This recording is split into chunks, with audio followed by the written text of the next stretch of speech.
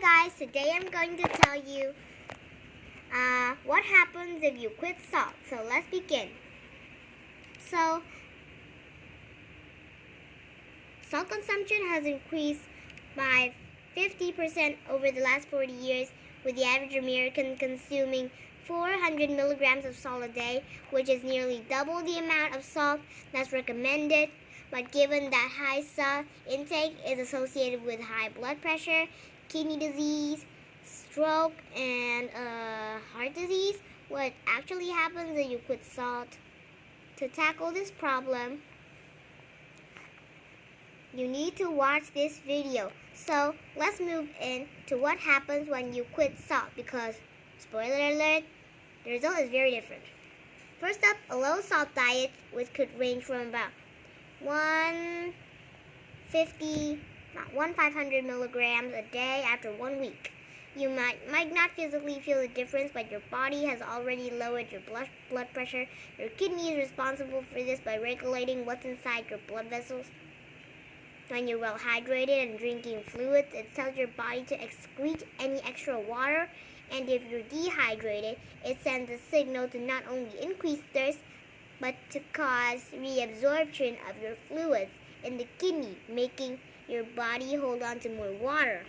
This is all in an effort to keep the perfect balance of water and salt between your blood and cells. Consuming lots of salt can sometimes get in the way of this process, since the body can't produce its own and it must be absorbed through the diet. So it eventually opens your blood and results that your kidney can't access water. But over time, with high salt intake, your kidney can't exactly keep up with filtering it all out, which means your blood stays more concentrated with sodium. This extra sodium in your blood ends up pulling water from your cells into your blood through osmosis, because the water wants to be where the sodium is, and that ideal concentration gradient between them is thrown up. This ultimately leads to an increase in your blood volume, which increases blood pressure, and years of research has shown increased blood pressure over long periods of time is associated with many health conditions. So by consuming a low sodium diet, you minimize the risk of having chronic high blood pressure. A few weeks into low sodium and you may be feeling less stressed.